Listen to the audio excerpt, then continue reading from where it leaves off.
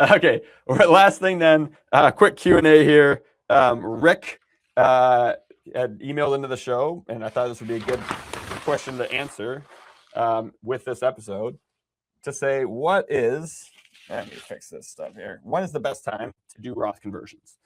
So we just talked about Roth conversions, right? And if you're watching the cut up of this later, we had a whole episode on Roth conversions. So the best time, and so we're not talking phases of life, right? We covered that already.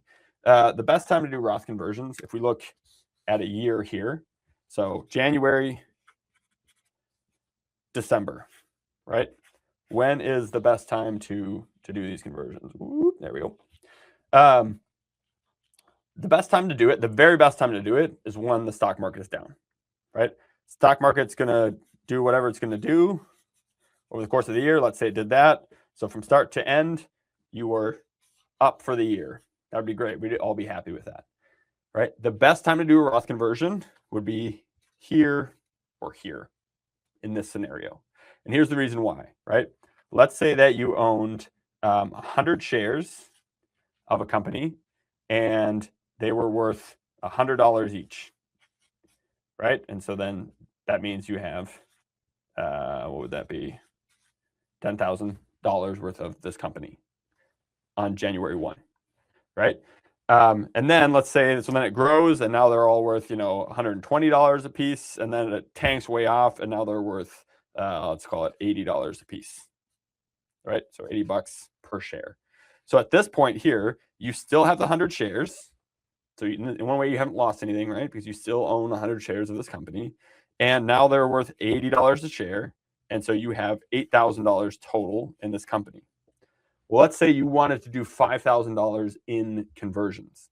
So if we did them on day one and you did $5,000 worth, right? That would basically, you would convert 50 shares from an IRA. Or I guess you got your IRA over here.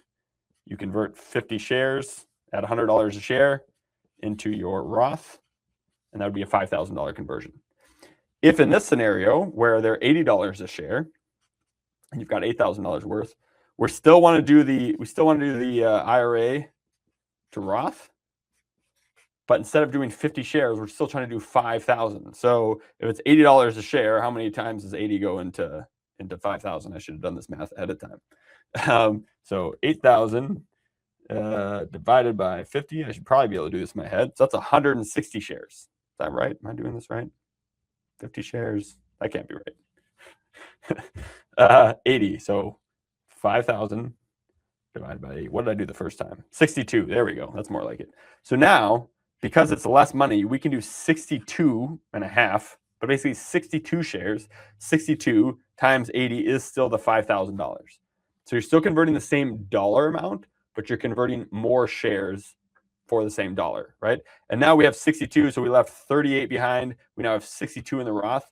And when this recovers and hopefully hits like a new all-time high of 120, 130 or whatever, we have more shares that are all recovering tax-free versus if we'd done it earlier and you'd only have 50 shares recovering tax-free. Does that make sense? So the best time to convert is when the market's at its lowest, because you can convert more shares for the same dollar amount and let them recover tax-free. Now, if we are here and we don't know what the rest of the market's going to do, what's the best time to convert? Because this is super obvious in hindsight, and you don't know in advance, right? We don't know if it's going to look like this. And so the way that we would say it is, well, hey, in general, first of all, you would want to know what is the total, dollar amount that we want to convert for a year. And then we would say, okay, we know we want to do that in general. Maybe we want to do $100,000 total for the year. And so you say, hey, in general, the stock market is up, not down at the end of the year, right? It was up 17% last year, S&P 500, almost 18. 4 to 5 years on average, the market's up. So in general, we have a 3 in 4 chance that the market's going to be higher at the end of the year than it was at the beginning of the year, right? And so that means, hey, if it just keeps going up, let's say it just does this, nothing but up for the year, then we're better off doing it here, right? But if we do all of our conversions here, we're going to miss any opportunity to do it when it's low. So the way we would typically do is we'd say, hey, let's divide this up and let's maybe do a third of it. Let's do 30 grand right away at the beginning of the year, just in case the market just keeps going up and we end up higher. That way we at least got some in down here. Then if we get a big downturn, awesome. Like in this case, we might do another 60. And we're not going to do the full 100,000 because you don't know exactly what your taxable income is yet for the year because the year hasn't happened. But maybe we do 60 somewhere in here, right? Awesome. And then at the end of the year, we would do the last 10 just at the end when we know for sure. If it never does this and it just goes up and up and up, we would just do it at the end of the year when we know, right? And that now we would have been better off doing all of it up front, but this at least gives us an opportunity to do some in a downturn if it is. If the market's at all-time highs and has been for a while, and it's been a few good years in a row, like we have now here in 2026, the chances of a downturn get higher and higher as the market gets higher and higher, right? And so there's a better chance that the market's going to go down this year than there was that it was going to go down last year, right? And so will it go down? Who knows? No one knows.